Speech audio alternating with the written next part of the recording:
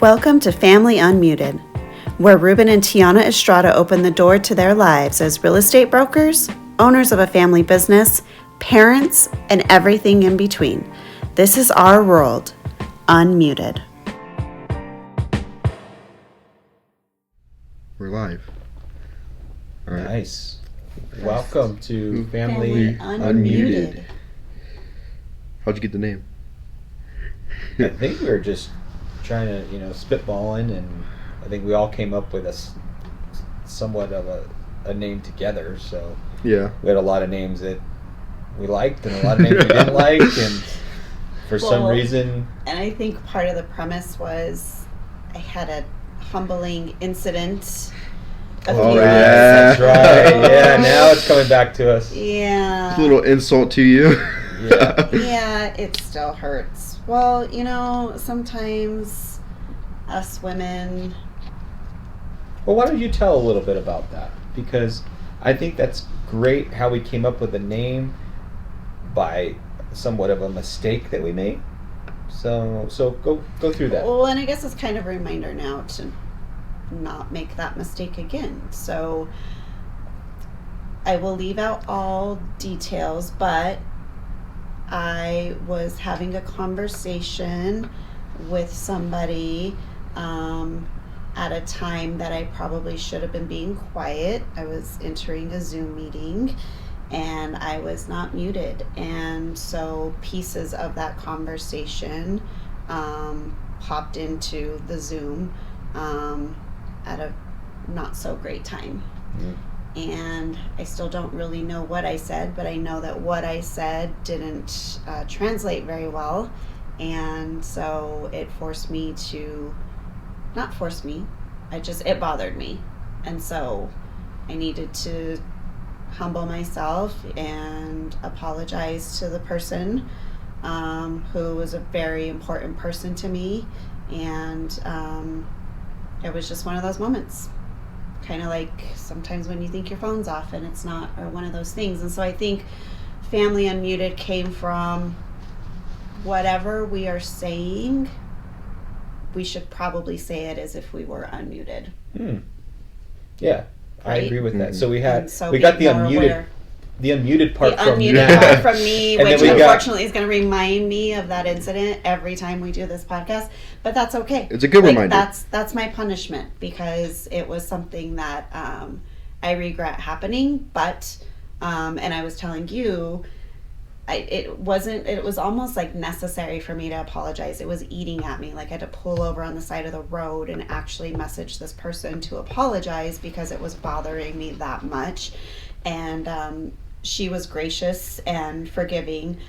So what I learned also from that is apologizing. We spent a lot of time trying to strengthen ourselves to apologize and strengthen ourselves to forgive others. But I hadn't spent a lot of time learning how to forgive myself. And that's an even harder thing to do, forgiving yourself for something where 100% you were in the wrong.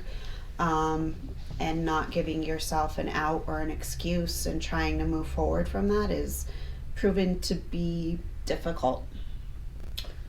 Well, I think because you're an accountable person. Yeah. And I think the accountability piece gets into that, and there needs to be a healthy balance of forgiveness and accountability there. Mm-hmm. So that's hard to balance.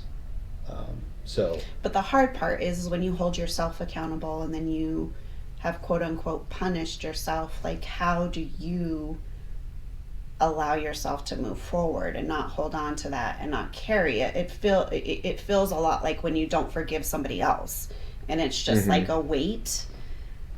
I haven't figured out how to forgive myself and kind of release that weight and move on.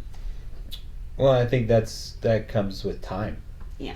That's the only thing, the old saying of time will heal. And that's the only, maybe because in time we forget about it.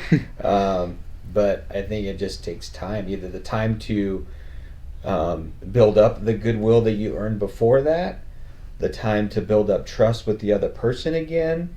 All those things just take time. So unfortunately, you have to be patient with that, and hopefully in time.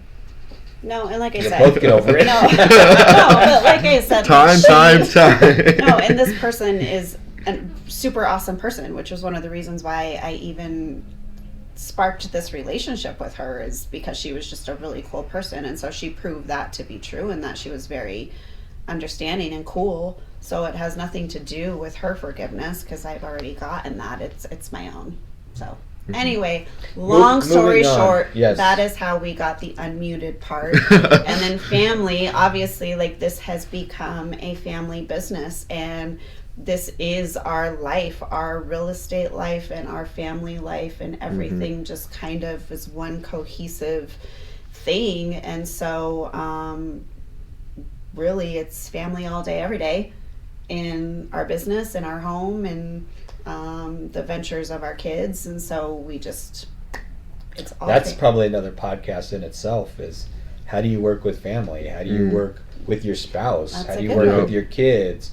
How do you work with, your kids' significant others? And how do you do all those things and balance all of that? Not offend anyone. Right? Yeah. Yeah. That's So I always think tough. just Yeah. giving people insight into our lives unmuted. Yep. So yeah, Cool. Nice. long answer to a short question. So we probably should have started with this. What are your guys' names to the people who don't know you? I don't even know my name most days. So, Ruben Estrada. Been in real estate for 23 years. Got licensed right out of high school. People ask me how I got into the business, and it was really about looking at. I didn't want to go to college. All my friends in high school were going to college, and that just wasn't the path for me. I felt like I was a learning-based individual. I wanted to keep learning. I just didn't feel like I would fit into a college environment where it's classroom study, it's a lot of book study, and I felt like I just wasn't the classroom type. As I got into real estate and did some training and did classes, and it was a different form of college, kind of learning on the fly, learning with experience. So I think I kind of went that path. It's a little slightly different. And the reason why I got into real estate was I knew that in order to make a good living, to support my family, I felt like I had to go into sales. And what better way to sell something is, everyone needs a place to live, and it's probably the biggest sale that anybody's going to have to go through. So I figure those are the two things that kind of led me to real estate, and I'm so glad I answered that classified ad in the newspaper. I don't know if anybody knows what a classified ad in a newspaper is, but that's what I did. Went to a course and home study, and after several times of taking the real estate test, I finally passed. So here we are, 23 years later, and we get to have now most of my family here. So yeah. So that's your name, and who are you? Mm-hmm. And who am I? I definitely wear several different hats. I'm a husband first, father, business owner, currently basketball coach, high school referee, and I think that's all the hats I wear, besides being a son, brother, uncle, godfather, all those other things. Yeah, all those other hats that I wear. That's who I am. So Nice. Well, my name is Tiana Estrada. I am Ruben's wife for 24 years, entering our 25th year of marriage. High school sweethearts, got married right out of high school. So my name is Tiana, but I go by Mom, Mommy, Bro, Dude, Nina, Nini, Auntie, soon to be Nani. So I prefer all of those names most of the time, but I did not get into real estate immediately, but Ruben did. And we learned quickly that given the level of commitment that this business takes, it was going to need to be a family venture. And so I got licensed shortly after him and haven't looked back. Nice. Yeah. Well, my name is Nathaniel.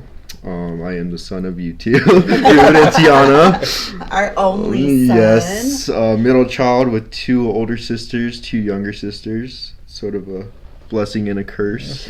Blessing now, curse before. Now that we're older, I am a soon-to-be husband to Chrisanne Redding. Very exciting. We're also having a kid in May, so soon to be father, and soon to be real estate professional, just like my parents. Getting married right out of high school, jumping into the career, which is very exciting, and just absorbing all the information I can from their experience. And it's a very impactful and fun way to do it. So, And what do you go by? I go by a lot. We all call yeah, What's your main? Buddy. Yes. That's very special to me because my dad gave me that name. Went through it since kindergarten to high school, so everyone who's close to me knows me by Buddy. Well, and it wasn't just like, oh yeah, some people call me Buddy. Like, you insisted that like your coaches and your teachers called you Buddy. Well, yeah, it started in kindergarten when there was 2 Nathaniels. So like Mrs. Kekkonen came through and she's like, "We gotta call you something else. Everyone's getting mixed up." And then my dad said Buddy, and then I saw it on the name tag next day and it never looked back. So thank you, Miss Kekkonen. Yes, so that's where it started from, and yeah, Awesome. nice little nickname. I like it. I'm not Buddy the Elf, but Yes. that's what people say. Or Eric Estrada, who we're not related That all to. the Yep. time. We actually have a picture with him. Oh wow. We had a chance to meet him one time at an REO conference. I forgot about that. Remember? Yeah. And we're like, oh my gosh, because everybody always asks us, are you related to Eric? And so finally we met him and got to take a picture. I forgot We're still about not that. related to him, but we have a picture with him. Somewhere. Somewhere. I don't know. I don't know. You We'll probably, have to unpack you it probably somewhere. got rid of it. Yeah. He doesn't keep anything. True. Yeah. For those of you who ever want to get Ruben like an heirloom, don't. Save your money. It's not going to He's stick all around about very purging. long. Yeah. Yep. Yeah. Try to keep it as simple as possible. Yes. So. Nice. All right. So to the people who haven't met you or had the pleasure to meet you, how would you describe yourself if you were your own client? Wow. First of all, would I hire myself? That's always a complicated question. Well, you have the highest standards for yourself. Yeah, I mean, who am I to, as a client? Well, I feel like we try to do the best job that we can. And I feel like we are not everything to everyone. We kind of have a specific client that we have in mind that we like to do business with, along the premise of, you know, we want to do business with you, but we also want you to do business with us, and we believe in win-win relationships. And if it's a win-lose, then on either side, if it's a win-lose for me, then we don't do business, and if it's a win-lose for them, we don't do business. So we want to be your realtor for life. So we're not transactional. It's not a one-time event. It's a lifelong event. And we treat the relationship for the lifetime. So, and we want it to continue past our lifetimes and on to you.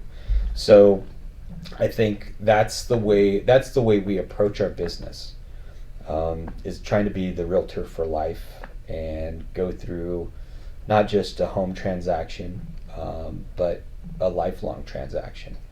and helping you through challenges, and hopefully you'll help us through challenges. And it's being, which is the best business possible. It's like being in business with your best friends. Mm-hmm. And I think that's the most fulfilling way to think about it.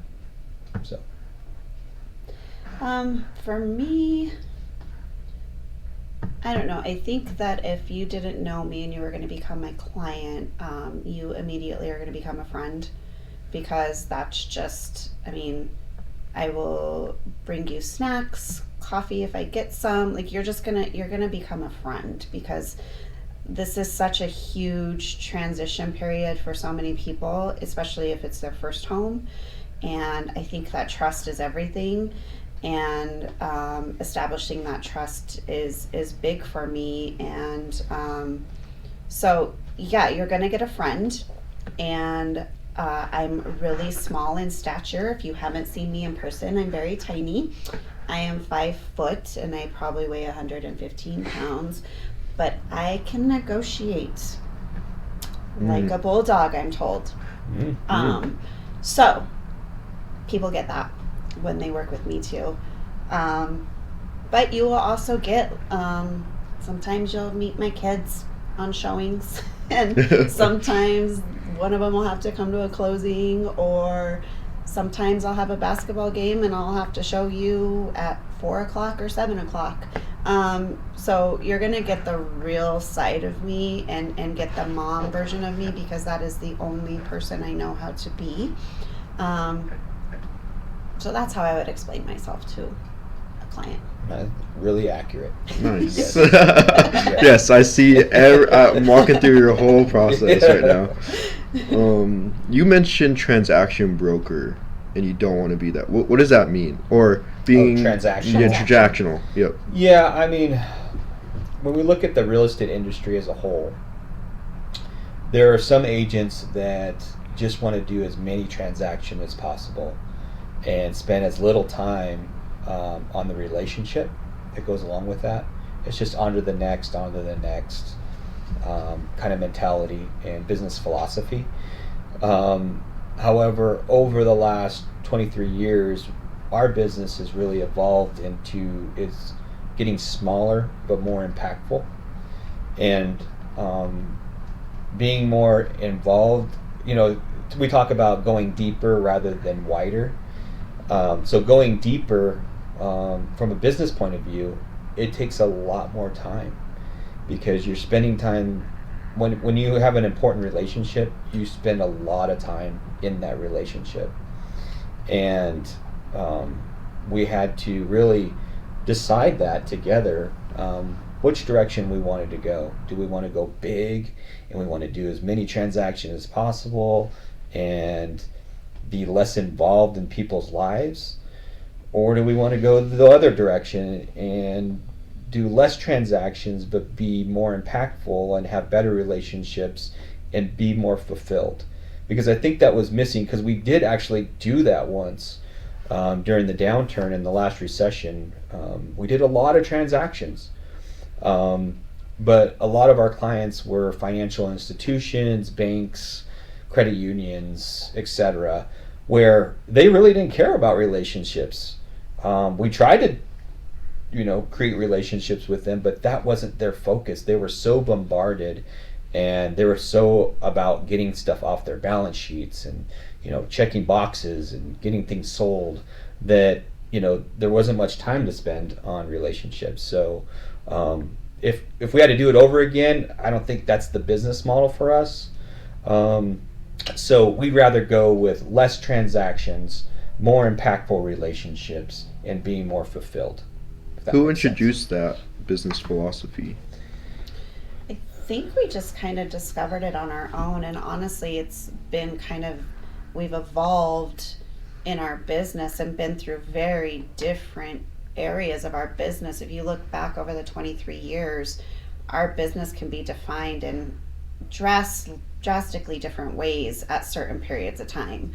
But I think what did it for us, and correct me if I'm wrong, but as you older kids got older, we really started to think about what are we doing here and what kind of legacy do we want to leave for our kids and our family.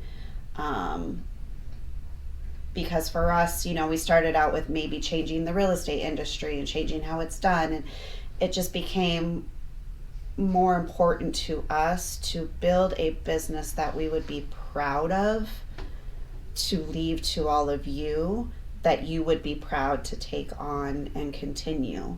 And I think that for us as a family, and our family mantra is just doing right by people. And the only way for us to continue in our business would be to do right by people. And in our mind, I think that's just being their friend who happens to help them buy and sell real estate.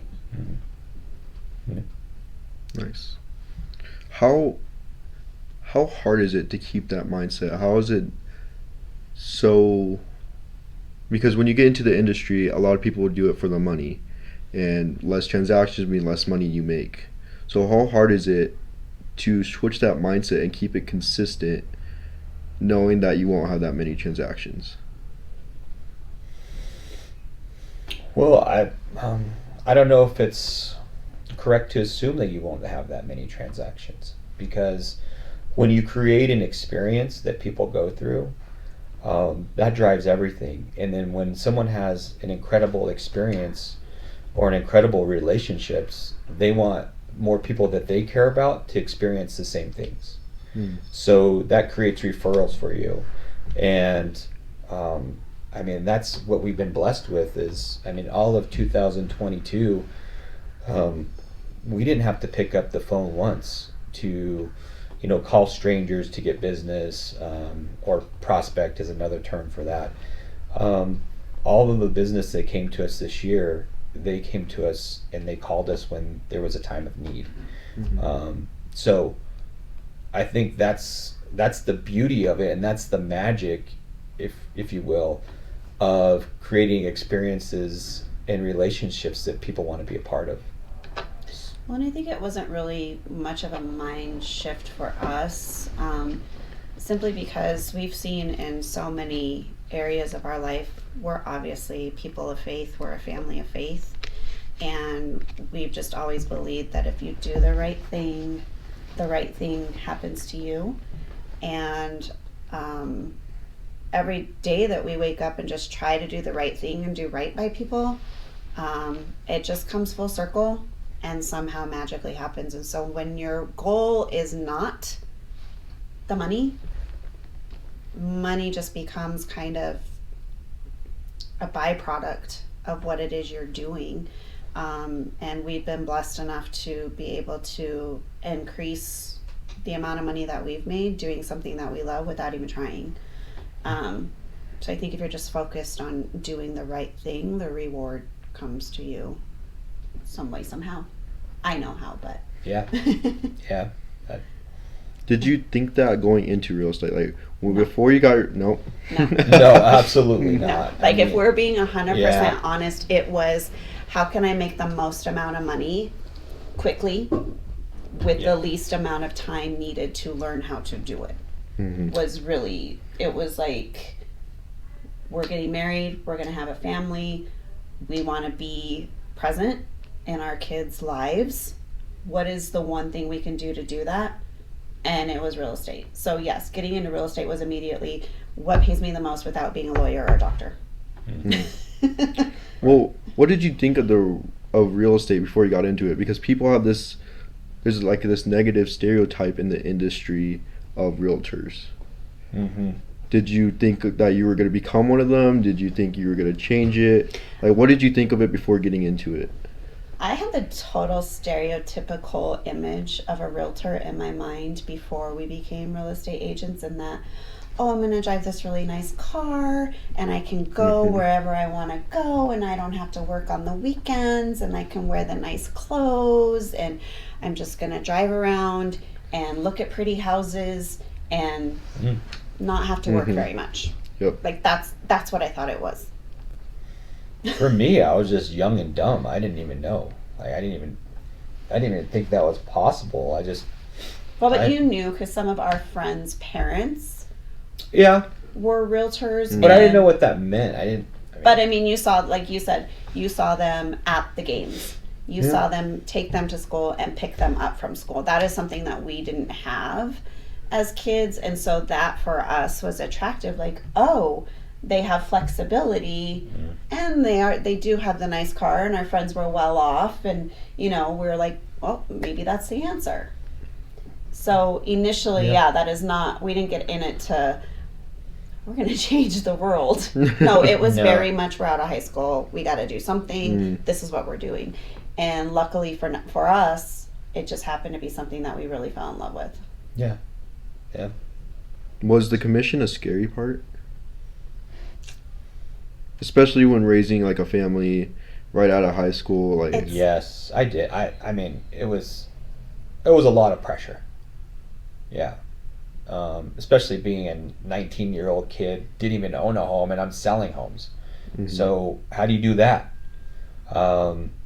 So my learning curve had to be pretty steep, and being commissioned, wow, that's tough.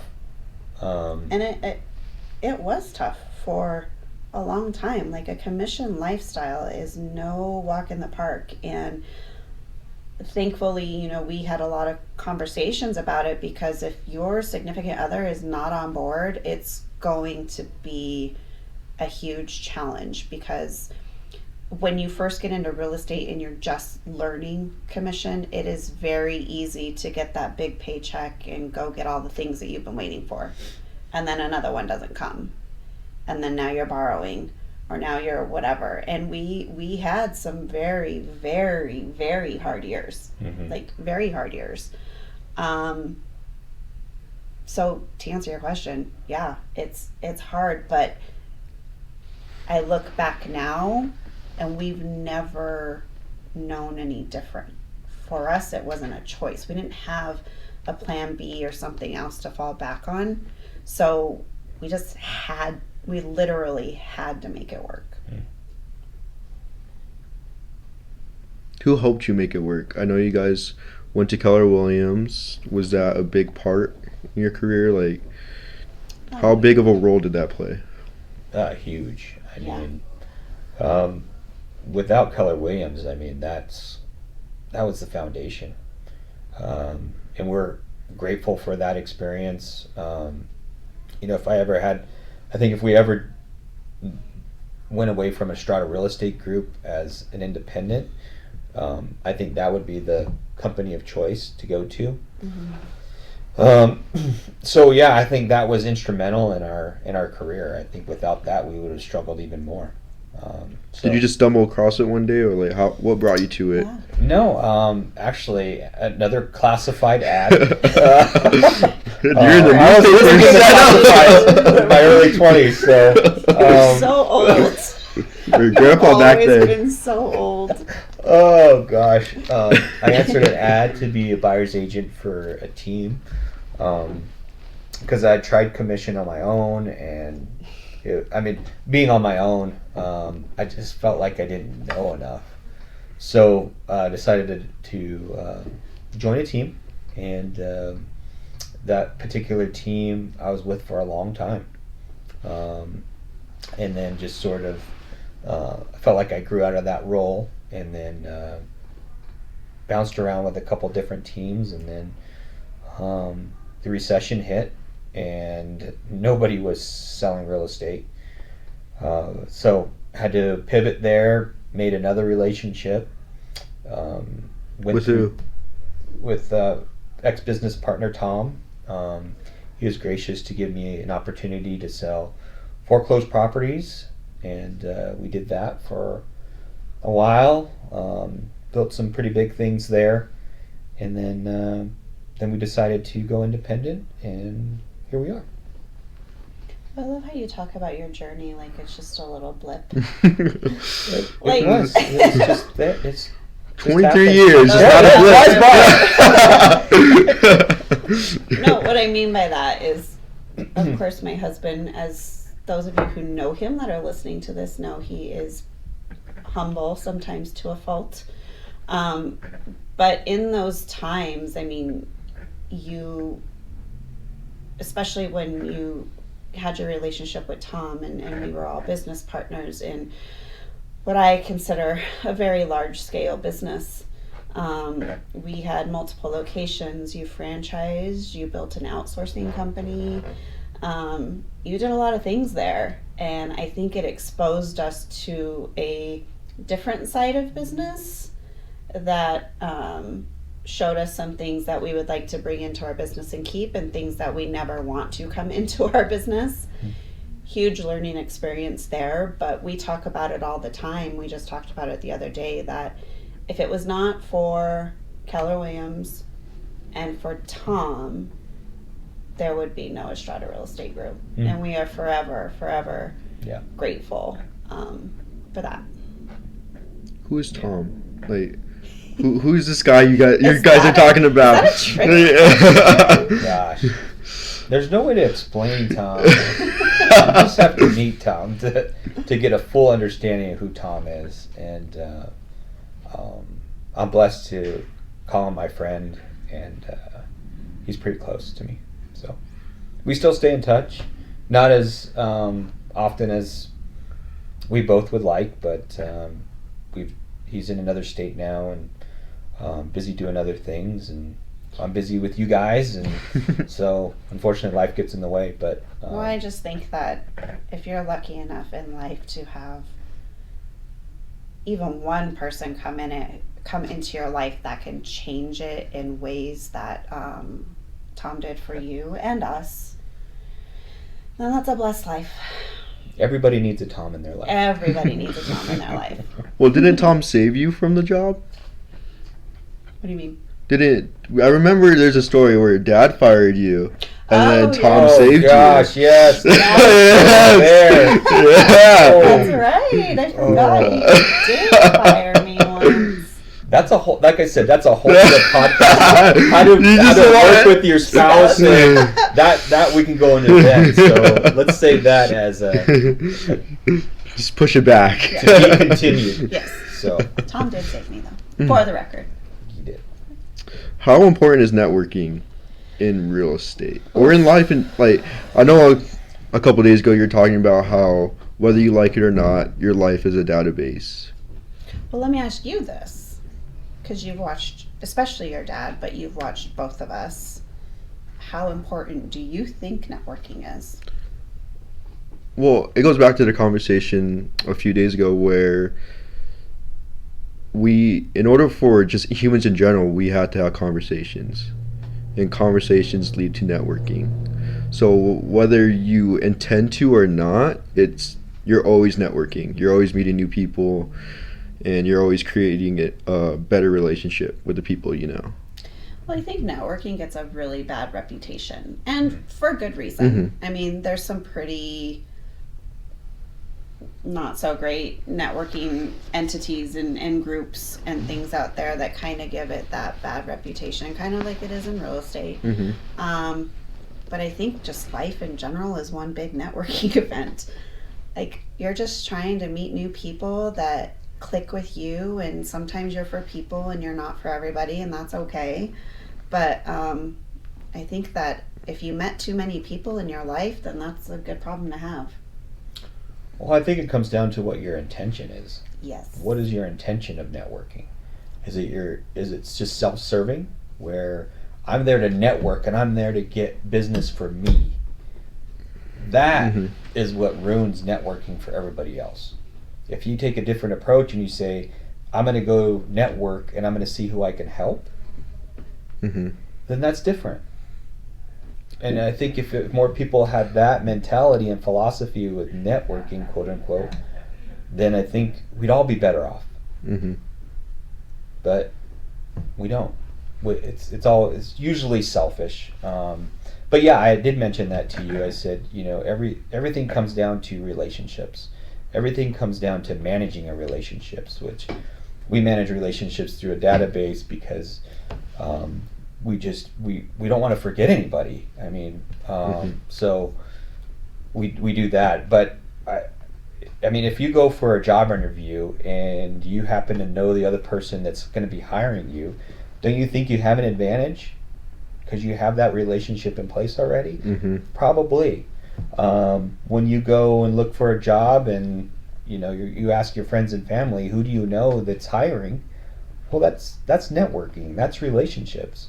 So in every facet of life, it's networking and relationships. That's what it comes down to. So we can't get away from it.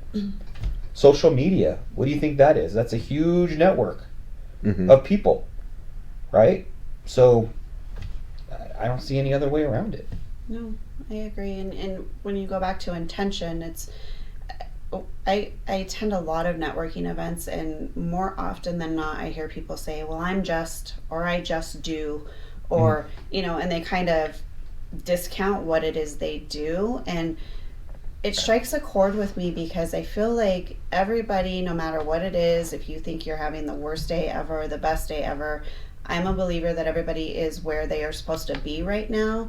And no matter what you do for a living, if you have a 9 to 5, if you're an entrepreneur, if you whatever it might be, you have value to bring to somebody else because nobody else does it the way that you do it.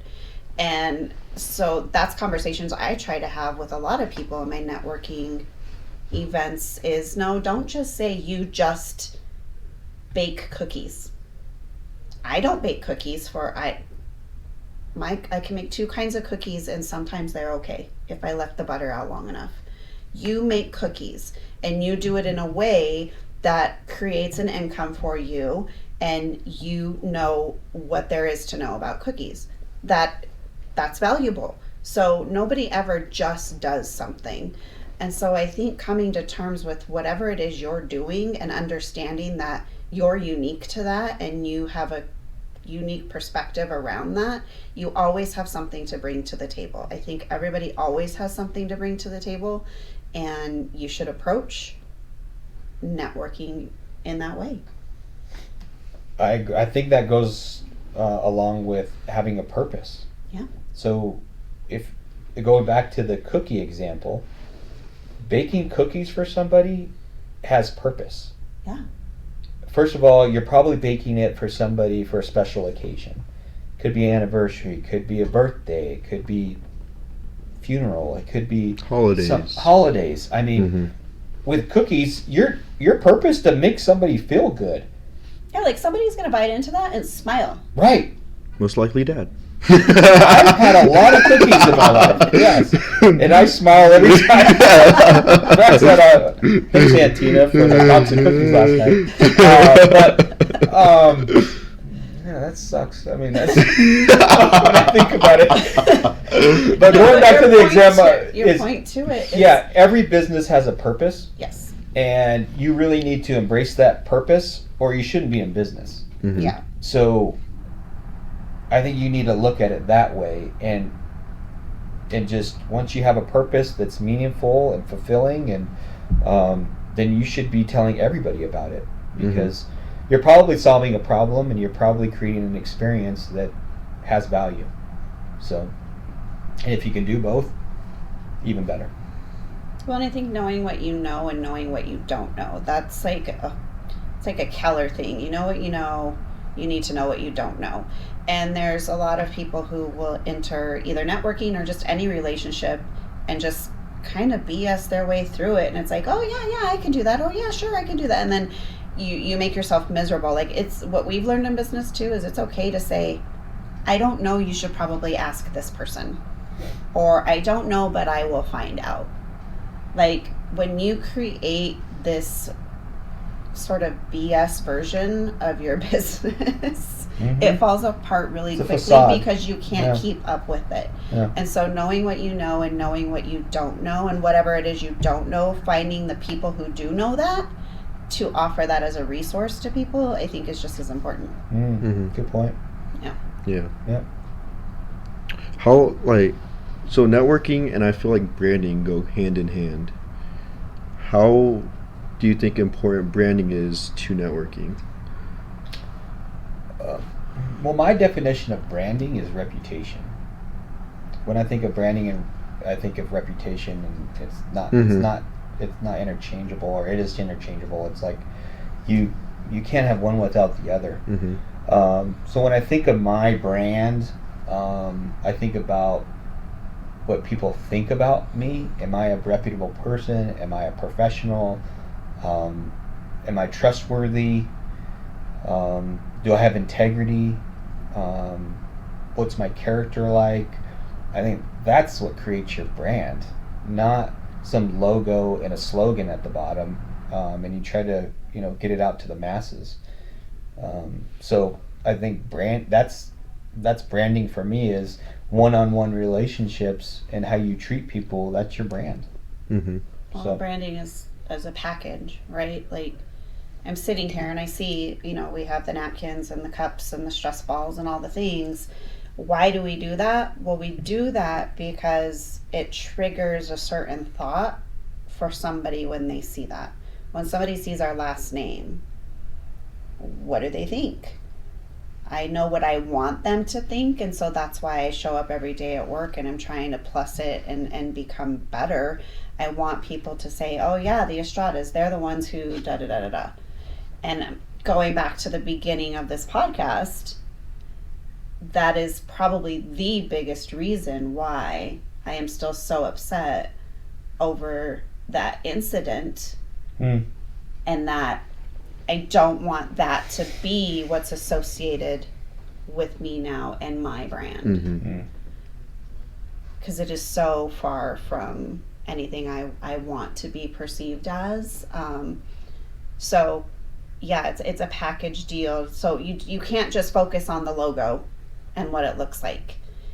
It's the same thing with, say, Pepsi and Coke. There's a reason why people drink Pepsi and there's a reason why people drink Coke. You look for the can first and you're like, oh, okay, I know that's Pepsi, or I know that's Coke. But when you see it, I'm like, I don't want Pepsi because it's super sweet. I don't want that. That's the reputation they have for me. So it's the same thing. There's a reason why people eat Chick-fil-A chicken, and we had this conversation, right? So yeah, it's basically, it's the brand. Is it good? Will it do the job? And then secondly is, what's behind the brand? What does the brand stand for?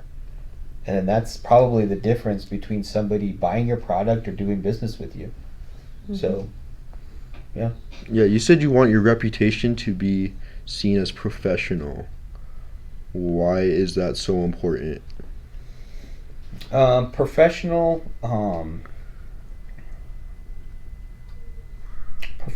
is a way to self-reflect. I have the goal of being professional every day. That means, getting up, having a purpose, doing your job, and doing it the best way that you can on a daily and consistent basis. And professional is not just a professional business owner or a professional realtor. It's a professional father. It's a professional husband. It's a professional in all relationships that you have. So professional is not, it's a trigger for me, in that it's just another way to say you're going to be the best that you can be. When did you become a professional? Have you reached that? No, I that's one of those things where because we talk about real estate professional and how mom doesn't like to be seen as a realtor but a real estate professional. So when does one aspect of your life become professional and the others don't? What do you think you would have the same characteristics in all aspects? I think for me personally, as far as professional, it's how you handle yourself, how you look, how you interact with people. So for me, as far as in my work, I want people to feel special.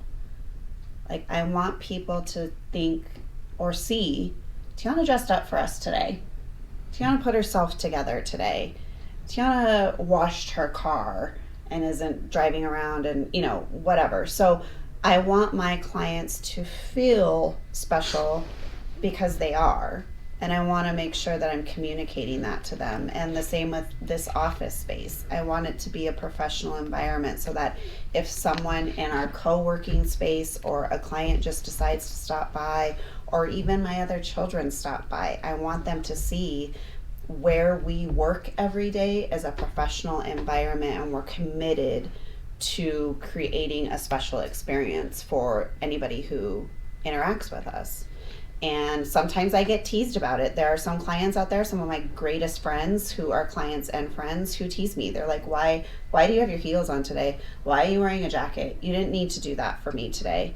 I'm like, but I did, because what a client signifies in our personal life deserves that in my eyes. So that's why I do it. Yeah, I mean, it goes into some industries, professional. I mean, you don't want your surgeon showing up in sweats, right? You should be in some scrubs or, getting ready to go into surgery. I mean, that's how I perceive a professional surgeon. And an attorney, I mean, you don't want him coming in shorts and flip-flops into court to represent you. So, so image is definitely part of professionalism.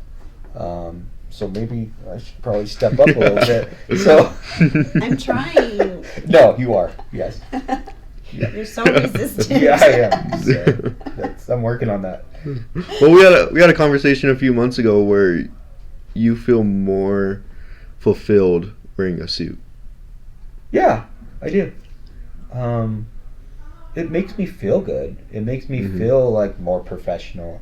It gives me energy if it's kind of a weird thing, but the more professional I dress up, the more energy I have, the more excited I am, and the more productive I am. And I think the premise to that is it's a feeling, right? It is a it's feeling. Not necessarily It's a definition like this is exactly for you. It's a different definition. For me, it's a different definition. But I think if you're aware of, I want to be the professional in what I do today, and whatever that looks like for you, then that's what you need to be doing. And everybody has a different idea of what that is. Yeah, totally. Yeah. So it's hard in the real estate industry to dress in a suit all day when you're not making $1 million deals. How do you balance that? Why wouldn't you wear a suit every day that brings value or more value than days that you don't wear a suit? When you asked that question, it triggered this old sales training that we had, in that it's the have to be versus the be to have. So the have to be means I have to have something. I have to have a lot of money to be a professional. That's the wrong way to look at it. You actually have to be the professional in order to have it. Does that make sense? So the be to have versus the have to be. That's, I don't care if you go to Goodwill and get shirt, tie, jacket, slacks, and shoes, and you look professional, and that makes you a professional in your eyes. I don't think you have to, do big deals or have a lot of money in order to be professional. Well, I think it's the mentality of your clients. We talked about that a few months ago as well in the same conversation, that if you go to a $200,000 house in a suit, would they be intimidated? I don't know. I've never asked them. Maybe you should carry a pair of jeans and shirt in your car, and you go there dressed up and say, I'm in a suit and tie, is that okay with you? Or would you prefer that I go change and get some more casual clothes on? But if I go in and I'm like, hey, I'm in a shirt and jeans, do you mind if I go change my clothes and be a professional? I think you need to go with the suit first and then change versus the other way. Well, and sometimes a client will tell you. Yeah, like please don't wear a suit anymore. Right. And you're like, cool. Well, got it. Yep. But I would rather, like you said, go the other way around, because you only get one chance for a first impression. You do. And we want to make the best first impression that we can. I agree with that. And just to answer your question, like there's There's some legit deals at Goodwill, so don't knock it. I wanted to go shop I would there. suggest everybody actually start there. Yeah. Yep. Because I change sizes so fast. It's not worth spending hundreds of dollars on suits when I just have to go take them out in months. So, or whatever that's called. I don't even know what it's called.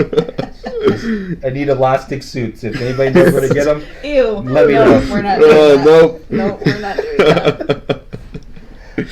So, can't even get past my next question. When you dress up, you feel like you provide more value. How important is bringing value to anything you do? Oh, it's everything. I mean, that's what makes me get up in the morning. If I'm not going to provide value to someone, including myself, then it's very difficult to get up. So I think that's the beauty of having a lot of kids and having a big family, is that you don't live for yourself. You live for other people.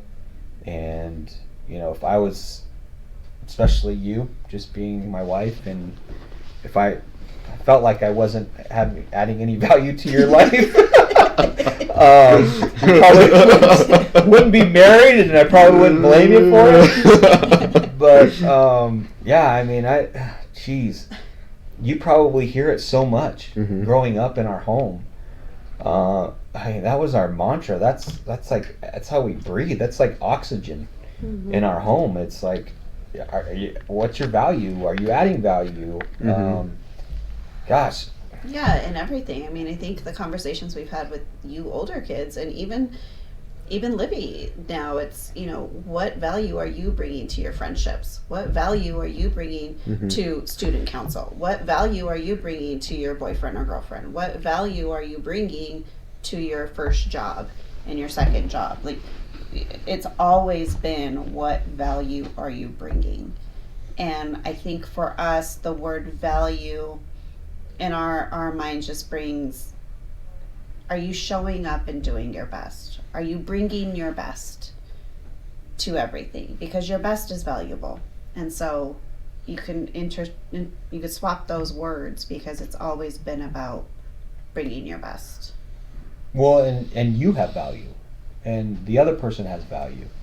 And then I think giving other people opportunity to give value to you, so being the receiver of value, has always kind of been a struggle. It's hard for us. Struggle for us, and we've worked on that, and it's still a challenge, because we feel like the more we give, the better value we have. But actually, it's the more you learn to receive, because of the value that you give.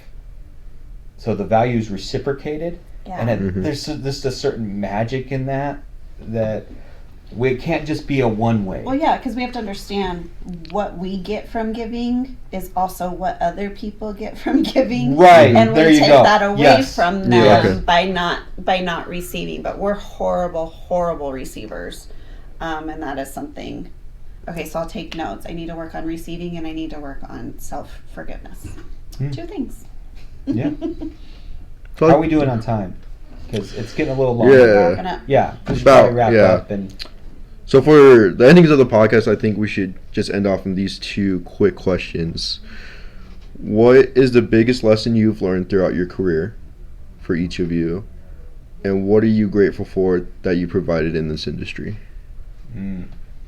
I mean, those could be. Just a quick. What's the first thing that pops through your head? Okay, read the first question again. What is the biggest lesson you learned throughout your career? Do what you say you're going to do. It's a good lesson. That goes back to maybe the integrity part. The biggest lesson in business, maybe in life too, is this one C word that drives me crazy, and it's consistency. if I was to do one thing consistently, it would be consistent. I mean, it's such a weird word to describe. It is, but it's the hardest thing. Almost everything evolves around consistency, and it's the hardest thing to do. Yeah. Well, consistency is a commitment, and so those go hand in hand. So how committed are you? And it speaks to your commitment and things. So, what was your second question? What are you grateful for in the industry? Oh. What am I grateful for in the industry? I am grateful for the relationships that this industry have given me. Fellow real estate agents, lenders, coaches, mentors, clients. I'm most grateful for the relationships that this business has given me. No, I ditto that. That's we've met some incredible people through being in this industry, and yeah, I'm so grateful for that. That's something that was a huge bonus that you don't think about when you get into real estate, is all the amazing people that you meet with, interact with, struggle with, cry with, laugh with, all those things that are incredible. It's an incredible way to live.